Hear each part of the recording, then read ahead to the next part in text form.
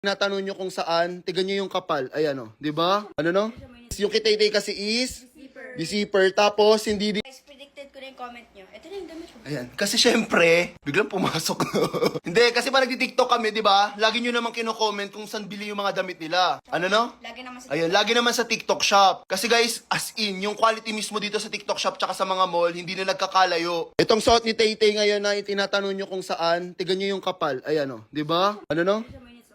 Tapos kay Maring Chloe ganun din. Ay, paring Chloe pala, tayo ka. So ayan, kay Chloe. Ganun din naman siya. May botones. Yung kay Tay-Tay kasi is deceiver. Tapos hindi din siya mainit suotin. Ayan. Lakas niya makapang-date pag ekalal ka. Dagdag pogi points lalo na dun sa pinaka-design. So baka magtanong din kayo kung anong size nilang dalawa. Size medium po yan. Pero kung malaki ka or lalaki ka, pwede kang mag-size large or XL. Magkano ba to?